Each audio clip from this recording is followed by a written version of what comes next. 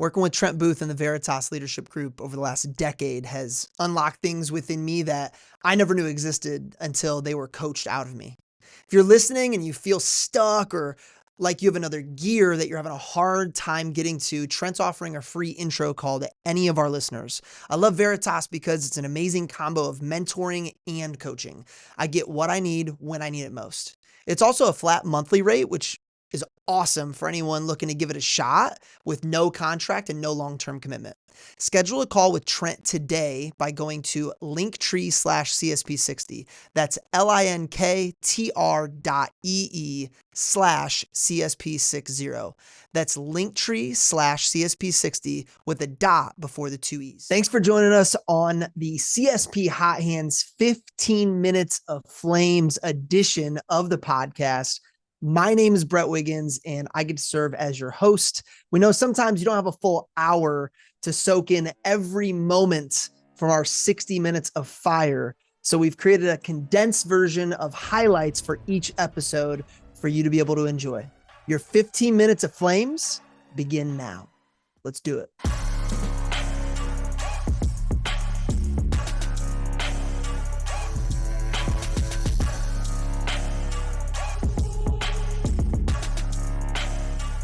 I've heard you give messages based around having the right mindset. And it feels like you believe that that's been instrumental in your ability to produce consistently big orders like the ones you just talked about. Tell me more about that idea, that it's not necessarily a script or a special phrase that I think a lot of people look for a lot of times that's kind of landing you these large orders. It comes back to your mindset. Can you talk a little bit about that? Yeah, I think it's just like, it's where it starts, right? So if you don't have like the right attitude towards what you're doing, it's just not as impactful, right? You go through the motions, right? You're doing the things that like you've been told to do, but if you don't like believe in them, if you don't have confidence in them, like it just doesn't land the same.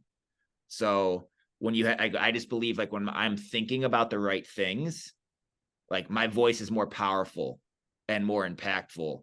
And it doesn't necessarily matter as much what I say. It's more about how I'm saying it. There's like so much packed in there, man. Like Yeah. There's so much packed in there. It screams authenticity. It screams like, I'm not just saying this because a coach or a mentor told me that I should. It's like, I believe this. Was there anything else there? I didn't want to cut you off completely, but that authenticity piece I think is huge. Yeah, well, like something that's talked about so much in like, with our scripts, right, is, memorize it and then internalize it, and then personalize it, right? Like you can't personalize it unless you believe in it. And it's just interesting when you work with a lot of different people, like we all kind of pitch differently, but we're pitching the same things. And I think that comes back to belief. And the people who have like the best results are selling the most. They have the highest belief and they have the best personalization to what they're talking about. And that's why it works so well for them. Have you yourself ever had a coach? Yeah, I've had a coach since as soon as I decided to start selling full time. I did my first campaign without a coach. And then I learned about the coaching program and I was pissed that it took 4 months for me to learn about it. Yeah. So I've had a coach my entire time as a full-time sales rep. It's something I wholeheartedly believe in. You're throwing money away if you don't have a coach. And I'm not saying you have to have a coach forever. I'm going to have another coach next year and probably the year after that. Like, I just believe that like people say, oh, well, I have to spend money to have a coach. I think you're actively losing money if you're not receiving coaching. The way you approach dropping down, I wanted to get into, because I think that this is something, anytime it comes to whether it's dropping down or handling objections or whatever the case may be, it brings me back to your original comment about mindset and about how it changes the way you do and say everything. And a lot of times, whether it's dropping down or handling objections, how it's received, to your point, it's not what you're saying, it's how you're saying it, the timing. Is it coming from the right place? If I just had to say your sequence at the booth for dropping down, what does that look like? So it's always going to, start with what is the objection? Probably trying to clarify that first. Because the clarification of the objection is what tells me where to go. Because sometimes like people drop down when they actually don't need to. They just need to clarify the objection, and then they can stick on that option a bit longer. Right. I remember one time Jake, who's not a salesperson, he's the DVM, right? He told me this, and like it kind of really opened up my mind to like working with people. Like sometimes people aren't objecting, they're just complaining about the money that they know they're about to spend. And like I thought about that, and I do that every time I buy something.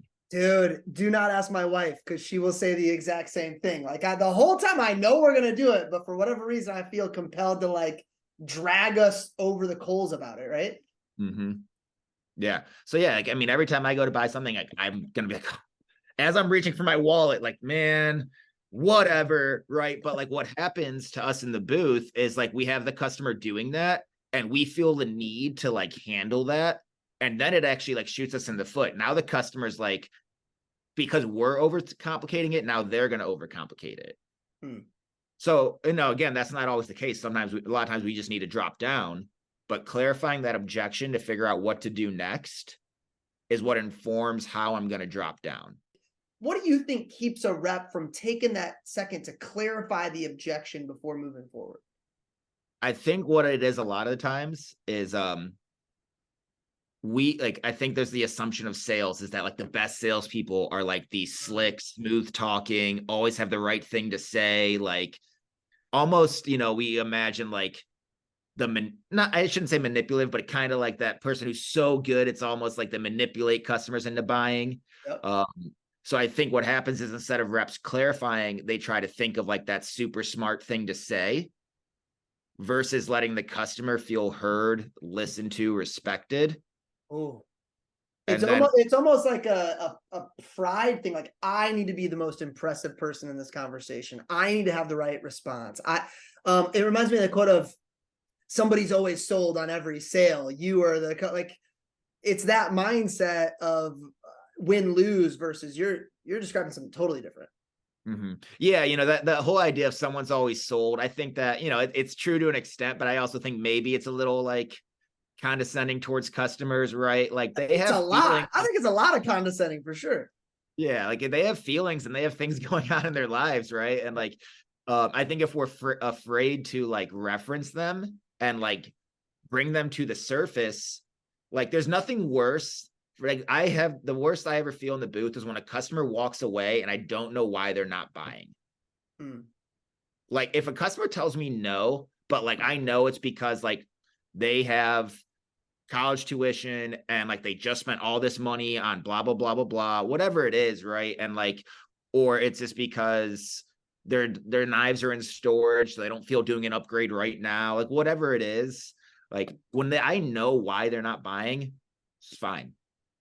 I can feel good about that. I did my absolute best. It's when I don't know why is when it's frustrating. I love that. You're like, hey, something I preach a lot is influence over control. Like we control nothing. I could walk outside and get hit by a bus today. Like I don't have any control at all. I have perceived control, but I influence everything. And it sounds like for you, as long as you know you did everything on your part to try to help them and it doesn't work out, you can sleep well at night. You're not going to lose any sleep over that.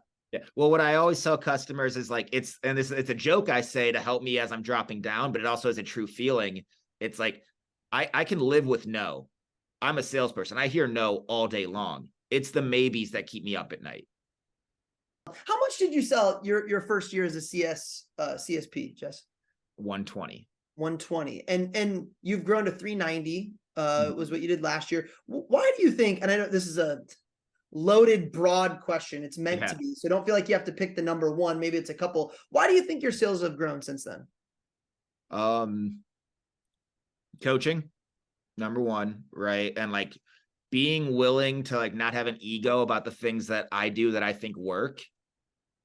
Like my whole attitude is you're doing it that way. You sell more than me. I want to do it that way. So, when I hear people say, oh, I like to do it this way, but there's someone who's doing it differently that sells more than them. Like, I think that's the silliest thing. It's like, okay, cool. That's great. You like to do it that way, but they do it this way and they sell more than us. So let's do it that way. What do you do to get yourself out of a funk behind the booth? Like, how do you make events fun and stay in the game, even if it's slow and if you're working that many? Yeah. Well, number one, like the booth is not a job to me. Everything else I do is a job. The booth is game day. So like, I don't look at the booth as like, I got to go stand in this booth for 12 hours. Like, to me, when I go work, that's the time I get to be like, this is my chance to put on a performance and give my absolute best effort and see what's possible. And yeah, some days there's just not enough customers there, or maybe like my form was off. Like, I wasn't doing the gooseneck on my follow through and I missed the shot, like whatever. But to me, like, the booth, service call days and service event days, like, that's the stuff that I get excited about. Everything else is the job. That's just my performance. I get to show up and perform. What were a couple key factors in that jump from 230 to 340, Jess? I think, like, I'd probably say working with Cutco owners, getting better with them. If someone were to look at their orders, we sell more to Cutco owners. We sell more orders to Cutco owners than non-Cutco owners, right? Like, they're the easiest to get the order from.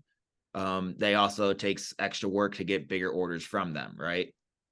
So getting better at being creative with like the packages you can sell to past customers, I think was a big portion of that jump. And then just being better at closing in the booth. And can you give us an example of that? You said getting better at getting creative when selling packages to past customers. Like, walk me through maybe an example of what that means, what that looks like.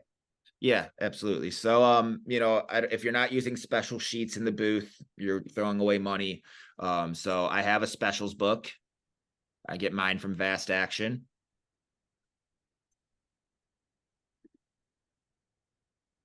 So I get mine from Vast Action. I have a specials book, and I basically, I make the joke when I've taught this to like our region CSPs. I've been on a couple coaching groups calls. Like, the specials book is like the good word of the Lord. I'm just like the preacher, right? Like, I'm just the messenger. So like what that means is like, this is the price. I don't get to set prices. So what it does is it like legitimizes, like, when I tell someone how much something costs versus me just pulling out my phone, adding up numbers, what they think when you do that, which I still have to do it sometimes when it's just like a random assortment of things. But what, like, I would assume if I saw someone doing that is, oh, this salesperson gets to just decide how much something costs. It looks like it's you versus them. Yeah. Right. And because like, a lot of people already assume like we're distributors, not contractors, where they think we are buying Cutco and then marking it up to sell it, where that's not the case, right? We are just contracted to sell the product at the price Cutco wants to sell it at. So by having the specials book, I can do that. I can give them that legitimacy. But what I can also do is build urgency by saying, hey, now here's the thing. Does that price, like, if this set right here was perfect, had everything in it that you wanted, nothing that you didn't, like, it was designed for you, Brett, like, this was Brett's package and it got you everything you wanted, is that affordable in the budget right now? Because if they tell me no, I'm going to drop down. Doesn't matter what they would get with it, they can't afford it. If they say, well, yeah, we could if we wanted to, that just tells me that if I don't close that, I'm not doing a good job, because they just told me they can't afford it. They were willing to spend that amount of money for something they want. So getting creative with the packages, basically just listening to what they were saying throughout your conversation and getting the things they want in there. So an example I have for you is I had a woman who like showed her an upgrade, didn't want to go for the whole thing, or she said, I don't need all those knives, don't want the big block, blah, blah, blah, blah, blah. We have a package in the specials book that at the time it was like $850. It's a 5-piece knife set with 6 table knives. She had just said no to like 1,100. So I was like, okay, what can I drop down to that's still close, but is a significant difference? So I showed her that. I was like, hey, this $850, don't worry about what you see here on the page. I'm going to get you exactly what you want for the most part, right? She told me you don't need all those knives anyway. Is this number comfortable for you? Yeah, it's comfortable. So she got 7 knives or 7 or 8 knives for $850, nothing for free. where I think a lot of people would have gone from like that $1,100 package to like 500 because it would have gone from an upgrade to a 5-piece special. Like, doubling down on strengths is so much more important than like figuring out your weaknesses. Mhm. One of my beliefs is that like systems are so important. Systems make your life easier. Systems make it like more efficient. Systems create consistency. But I just truly believe the number one thing, if you're a CSP, especially a newer one, that you should be focused on is getting really good at selling and closing orders. Because everything else becomes less stressful and easier when you're creating CPO and you're making money. And I think it's the same thing for new reps too, right? Like, are they selling and making money should be the number one focus for everybody in our business. Because if they're doing that, everything else is more exciting, is easier, helps you build a more long-term vision. So like, I just believe in like doubling down on our strengths. What is our strengths as a company is our training. So, from a management perspective, focus on the training, right? If they're getting better, they're making money, they're going to stick around. And for like us CSPs, if I just keep selling and making money, I will be more motivated to have better systems versus like, I know when I was new in CSP and I heard about like the lifestyle and all these systems that the great CSPs had, I focused on that too much. And it was like, I wasn't doing anything well with that because I didn't have the infrastructure to have systems. I had 300 customers. There's no system that's going to help. I could talk to all 300 customers in 2 days. You know what I mean? There's no system I need. Just rip the phone. Like, some people want to focus on the little pebbles because the big rocks aren't as exciting. Yeah. I just think people should make their big rocks more exciting. So like for me, my big rocks again are the events that I do and the events that like I'm excited for, which are like traveling to see friends or concerts. Like, those are my 3 big things. Those are my big rocks. It's 1/3 of them are work, right? Where the other 2 are things that are important to me in my lifestyle, right? So I think, again, if those big rocks are exciting, it makes the other things easier to do. If you're still tracking and categorizing all your own expenses, I have a message from your CPA. Stop. If you're listening to this podcast, chances are your goals include growing your sales. And one way to do that is delegating admin responsibilities by trading time for money. Rising Stock and MyBooks.pro is exactly what you need. Rising Stock is an all-encompassing financial tracking and coaching program where MyBooks.pro is exactly what it sounds like. They just do your books. You can choose to just have them track your expenses or take advantage of everything they have to offer. Do your business and your CPA a favor by scheduling a free intro call today at linktree/CSP60. That's linktr.ee/CSP60. That's linktree/CSP60 with a dot before the 2 E's.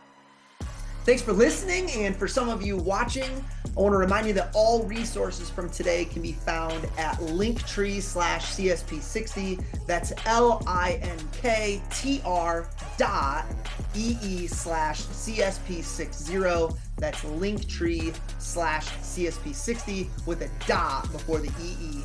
If you want to be a member of our live Zoom audience for one of our upcoming shows, email bwiggins@vectormarketing.com.